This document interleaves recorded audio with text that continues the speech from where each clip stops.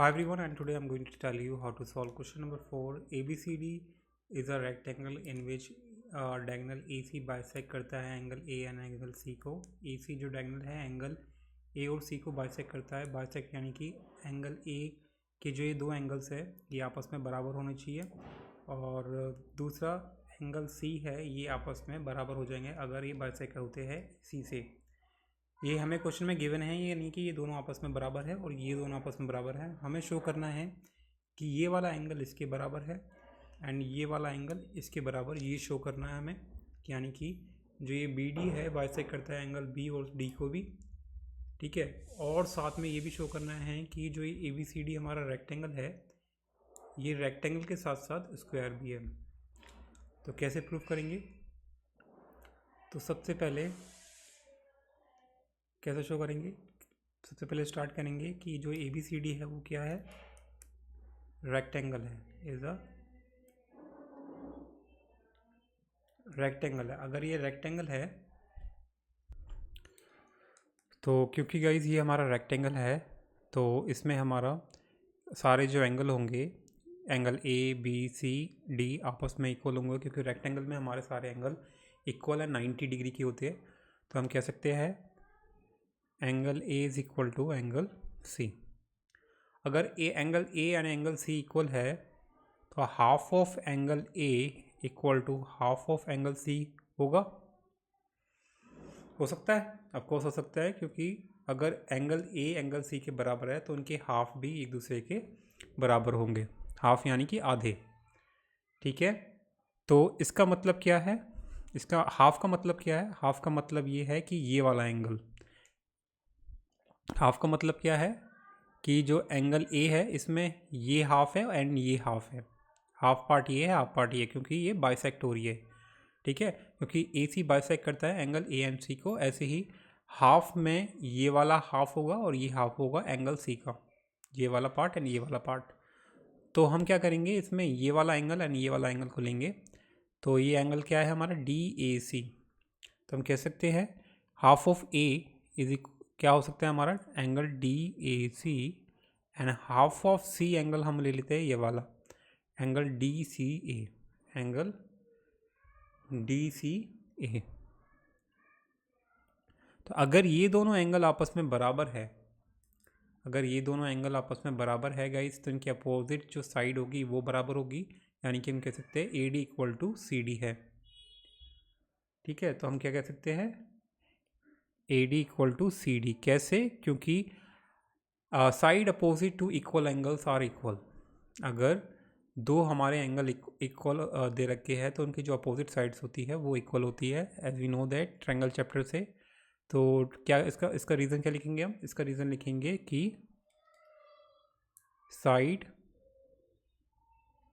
Opposite, तो इसका reason हमको क्या देना है, side opposite to equal angles are equal.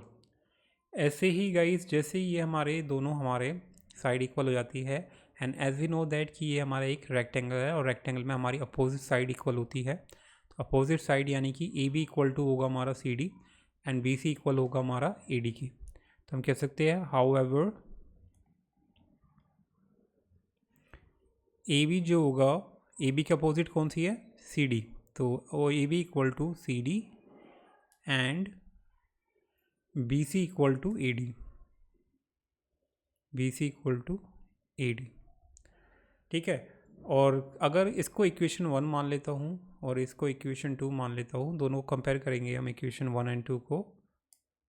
From equations 1 and 2 we can say that कि अगर मैं इक्वेशन 1 को लिख देता हूँ यहाँ में A D equal to C D, और इक्वेशन 2 से अगर हम कंपेयर करेंगे तो ए डी किसके बराबर है, ए डी बराबर है बी सी के एंड सी डी बराबर है ए बी के.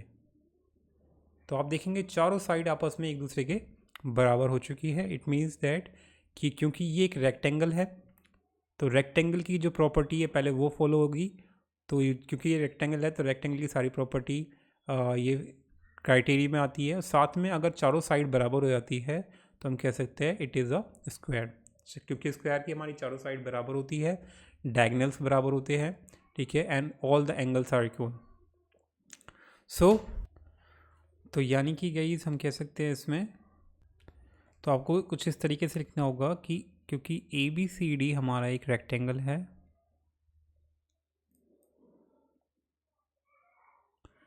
एंड क्योंकि all sides are also equal, all sides are equal,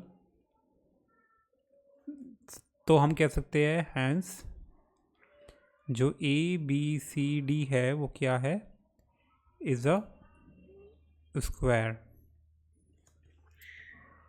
तो अब करते हैं हम सेकंड पार्ट सॉल्व, ठीक है। तो सेकंड पार्ट में हमें क्या करना है, सेकंड पार्ट में हमें शो करना है कि जो डायगोनल बी डी है वो बाइसेक्ट करता है बी एंगल और डी एंगल को भी, ठीक है, बी डी डायगोनल। तो कैसे करेंगे, अब हमें शो करना है कि जो ये बी डी डायगोनल है एंगल बी और एंगल डी को बाइसेक्ट करता है, यानी कि हमें ये एंगल इसके इक्वल दिखाना होगा और ये एंगल इसके इक्वल दिखाना होगा। बाइसेक्ट यानी कि एंगल बी और एंगल डी को इक्वल है पार्ट्स में, इक्वल एंगल्स में डिवाइड करता है, ठीक है। तो सबसे पहले हम करेंगे क्या, पहले आपको दिखाना होगा कि हमने बी डी को ज्वाइन कर दिया है, और उसके बाद जो ट्रायंगल है हमारा कौन सा, बी सी डी, क्या लिखेंगे, in triangle B C D, कौन कौन सा ट्रायंगल है, बी सी डी, इसमें आप देखेंगे जो बी सी है वो सी डी के बराबर होगा।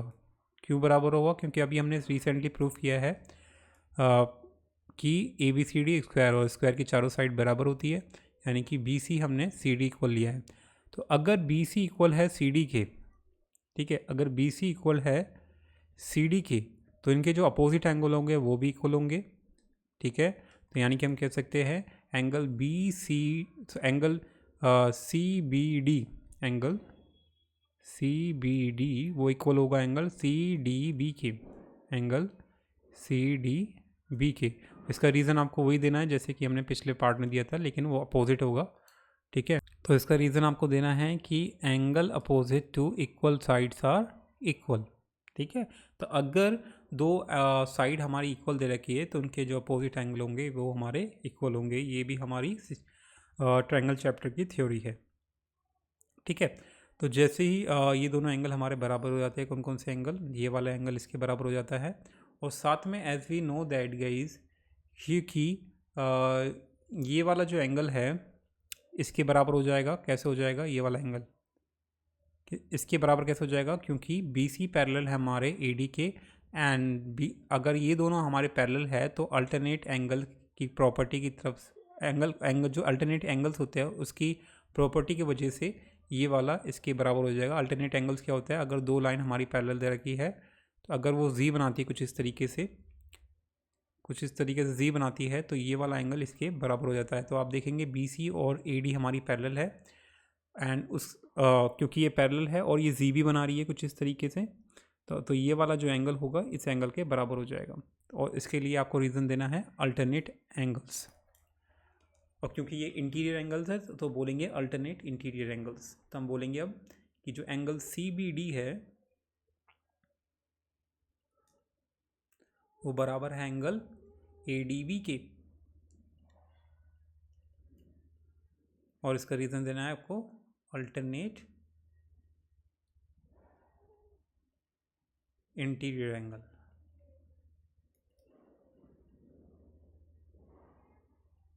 For B C parallel to A D, ठीक है।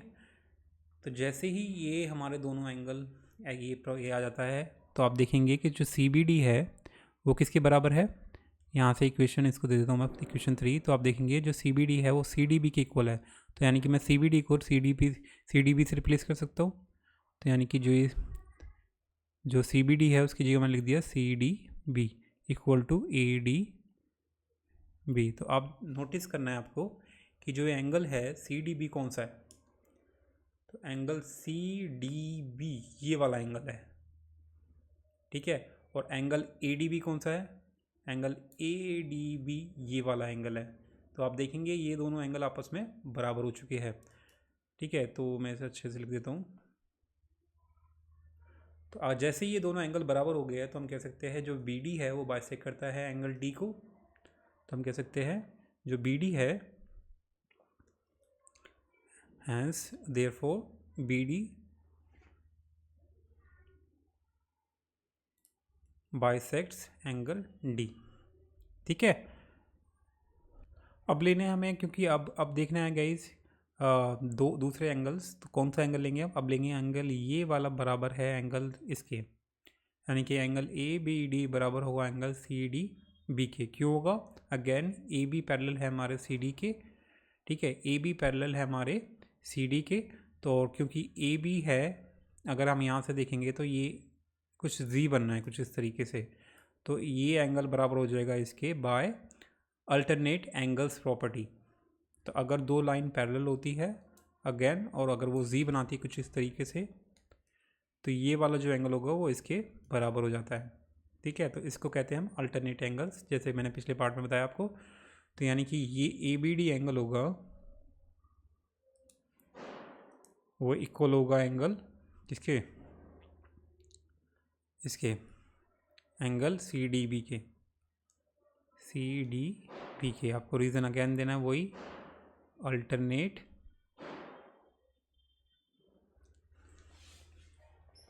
Interior angle.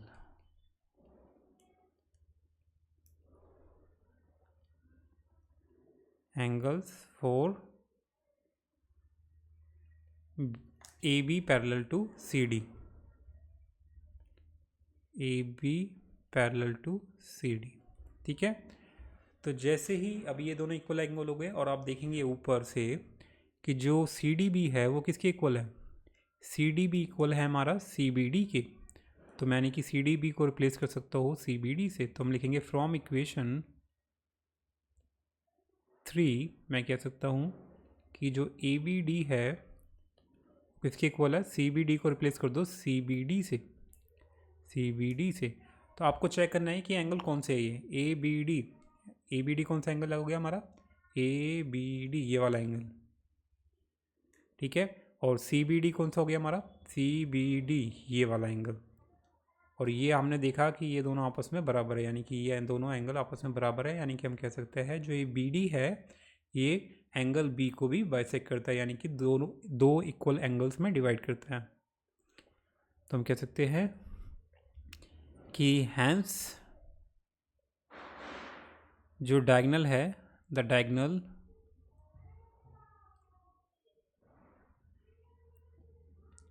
B D bisects angle B. Got it? So this is how you can solve this question. Hope you like it guys, and yeah, that's the end of the fourth question. Subscribe for more video. Till then.